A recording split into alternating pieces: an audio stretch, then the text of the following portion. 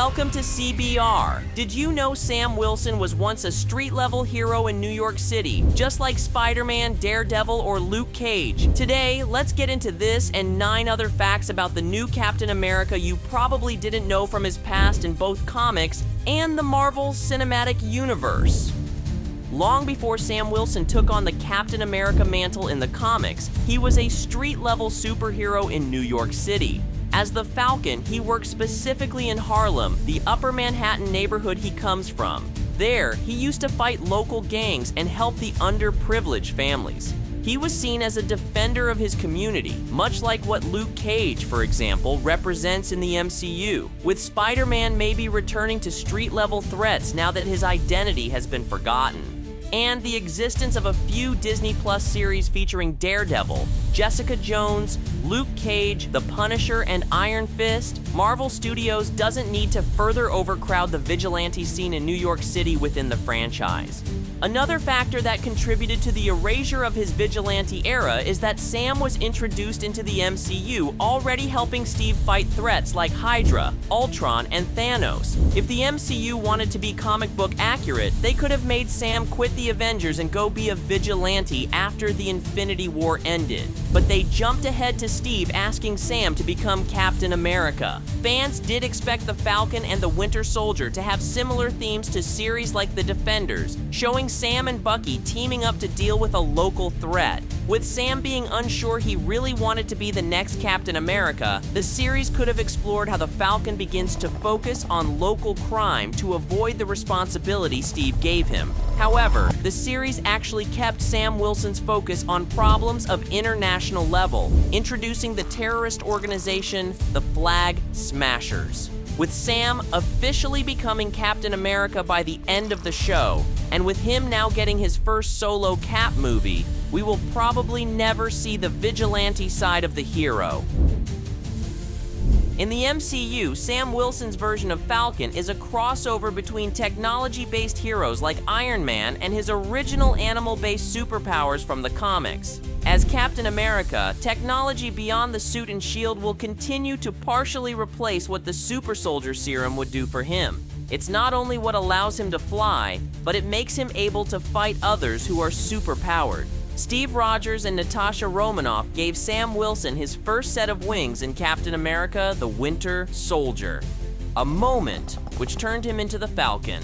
But while Sam does also have a set of artificial wings in the comics, wearing them is not how he first became a hero. In fact, his wings only came much later. In Marvel Comics, Sam Wilson always had an unexplainable connection to all birds. He first appeared in Captain America number 117 without superpowers, and was given the alias Falcon by Steve Rogers because of his strong relationship with his well-trained Falcon Redwing. The original version of this event has been retconned twice, which we'll get into later in the video. What remained in fans' minds is that Sam became a friend and sidekick to Steve first, and only got his telepathic powers later on.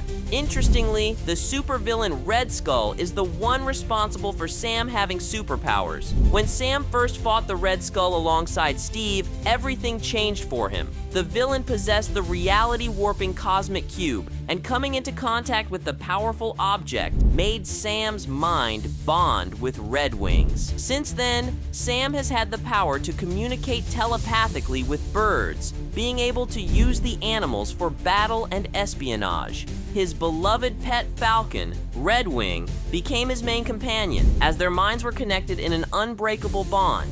The MCU always anchors its fictional technology that comes from Earth in what seems scientifically possible, even when it's not. Meanwhile, comic books have always had more freedom to create unbelievable aircrafts, gadgets, weapons, tools, etc. Even though we know technology on Earth hasn't reached the point where people can fly like birds, Sam having wings is anchored in the more realistic side to the MCU's signature speculative fiction, opposed to the more fantastic side that explains magic, alien races, or extreme mutations. But what most fans don't realize is that even though the Falcon has superpowers in the comics, his wings in particular have always been a result of advanced technology. His power is telepathy to communicate with birds, which never gave him his own set of wings. The technology behind Sam's wings in the comics is a lot more far-fetched than in the MCU. The wings are solar-powered and directly connected to Sam's brain. A neural interface allows Sam to control the wings like another pair of limbs, making his movements on air as precise as those of an actual bird.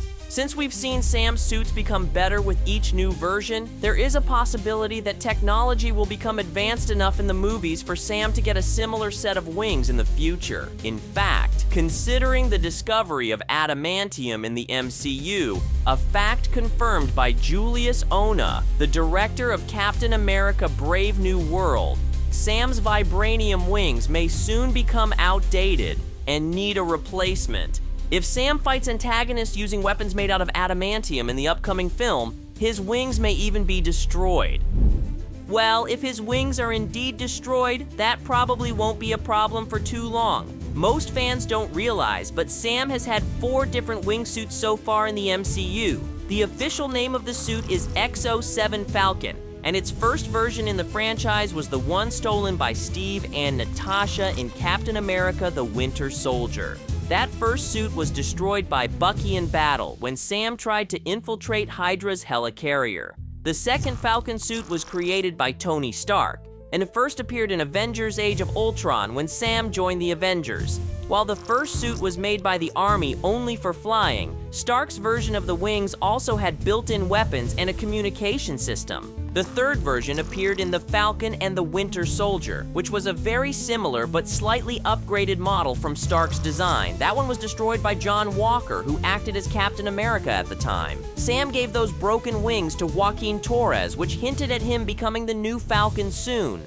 Towards the end of the series, Bucky delivers to Sam a gift from Wakanda. This 4th iteration of the X-07 Falcon is made of vibranium, making it far more resistant. That seems to be the same set of wings he will use in Captain America: Brave New World. We'll have to wait and see to find out if he'll need a 5th version. Since Sam never took the Super Soldier Serum and probably never will, he understandably needs a little boost from his suit. Beyond the iconic wings from his days as the Falcon, Sam's Captain America suit includes vibranium arm plates for extra protection, allowing him to block attacks and absorb impact. The boots in Sam's suit are also equipped with shock absorption technology, enabling him to land safely even at high speeds or coming in from high altitudes. Steve could have had a helmet if he too could fly, but that's another unique feature to Sam. Sam's helmet is designed for aerial combat, featuring a built-in communication system and heat-sensing goggles that stay on, even when he retracts the rest of the helmet. These differences help to keep Sam's Captain America his own unique superhero. Sam Wilson has a background as a social worker in Marvel Comics, which never made it into the MCU. His background in the MCU as a veteran who helps others with their PTSD is beloved by fans and comes close enough to the roots of what made him a social worker in the comics, establishing his character as selfless and community-oriented. However, his experience as a social worker in Harlem connects to several other events in his character arc in the comics, which will consequently also be left out of the franchise. His commitment to social justice is so strong, it even inspired him to run for office in a storyline that unfolds in Captain America comics between issues 272 and 290 from 1982. At this point, Sam had already joined and resigned from the Avengers and was acting as a Harlem vigilante. He became deeply invested in rescuing the local troubled youth after his nephew Jim was shot and killed during a robbery. Seeing how bad crime was getting in the neighborhood and encouraged by the local school board, Sam decided to run for Congress and try changing Harlem's reality as a politician. During the campaign, he retired the Falcon suit and alias. Unfortunately, he lost the election despite his best efforts and later returned to his role as Harlem's vigilante. While the name Lucifer sounds like we are talking about one of Marvel's many cosmic entities like Death or Eternity, Marvel's Lucifer is in fact an alien from the planet Quistalium. The Quist called Lucifer is a powerful being who can manipulate ionic energy, use telepathic communication, and even fuse his essence with hosts, acting like a parasite. Lucifer first appeared in X-Men comics from the 1960s, and he's in fact the villain responsible for Professor Xavier's injuries that made his legs become paralyzed. But around a decade after his first cameo in X-Men comics, Lucifer reappeared in a 1974 issue of Captain America.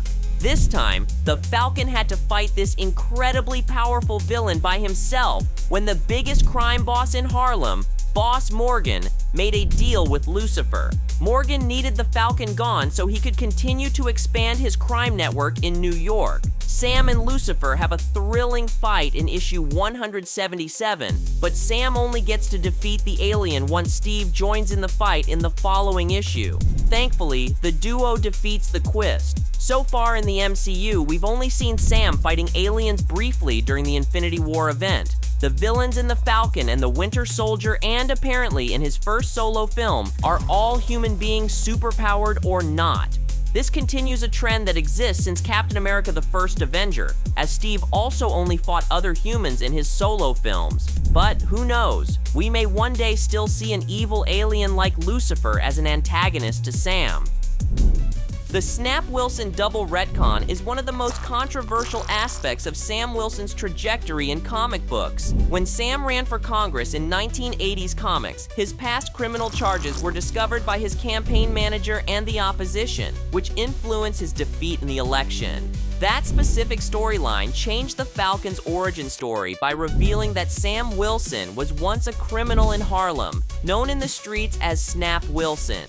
This new information painted Sam as a bad guy, manipulated by the Red Skull into becoming the Falcon, which retconned his past as a social worker and his spontaneous friendship with Steve Rogers, along with how the Cosmic Cube gave him his powers. The writers were eager to make Sam more relatable at the time, but many fans instantly hated this change to his origin story because it perpetuated racial stereotypes. Fans were bothered not only by the fact that Sam now was a black man with a criminal record, but also by the idea that Sam's powers and superhero identity were the result of the Red Skull's plans rather than his own fate, personal choices, and merit. Seeing how this first retcon to Sam's origins was poorly received at the time and still bothered many readers decades later, Marvel retconned it again in the 2010s. This, of course, was on their radar because Sam had taken on the mantle of Captain America in 2014's all-new Captain America. The second retcon came in the Captain America Sam Wilson series that ran from 2015 to 2017. In the 7th issue of the series, Sam reflects on his past and confronts the lingering effects of the Red Skull's manipulation. This moment reveals that the Snap Wilson persona never really existed. This final retcon maintained a few parts of the first one. The Red Skull still used the Cosmic Cube to manipulate Sam into becoming the Falcon as part of a plan to defeat Steve Rogers, which is not exactly what happened in his first cameo. But instead of Snap Wilson being a hidden truth from his past, like it had been explained in the 1980s, this second retcon makes the criminal alias a complete fabrication. Creating this fake news about Sam was part of a smear campaign orchestrated by the Red Skull to undermine his reputation as a superhero and keep him from becoming more powerful. Sam proved he was a great superhero many times during his days as a sidekick to Steve Rogers. So much so that Marvel foreshadowed Sam taking on the Captain America mantle long before he actually did it. Were they maybe testing the waters to see fans' reactions to the idea? In the 1999 comic book Sentinel of Liberty number 9, Sam Wilson temporarily wielded Captain America's shield during a mission. This issue is part of a larger storyline that explores the legacy of the shield itself and everything it symbolizes. When Steve Rogers is momentarily incapacitated during a fight, Sam picks up the shield and uses it to protect innocent lives. Although the shield has no worthiness spell like Thor's hammer, Sam wielding Cap's shield represents his alignment with the ideals behind the mantle. Sam Wilson and Shang-Chi have yet to meet on screen, so MCU fans probably don't know these two had a rivalry in the comics. They first met in a 1993 storyline of Captain America, between issues 411 and 413. In it, Cap and the Falcon disguise themselves as villains to infiltrate an island ran by MODOK. Each initially believed the other to be a supervillain, so Sam and Shang-Chi clashed as soon as they first met. Eventually, both realize they are on the same side. Do you think something similar could happen when Sam meets Shang-Chi in the MCU? Which fact about Sam Wilson surprised you the most? Let's discuss in the comments. Until next time, thanks for watching CBR.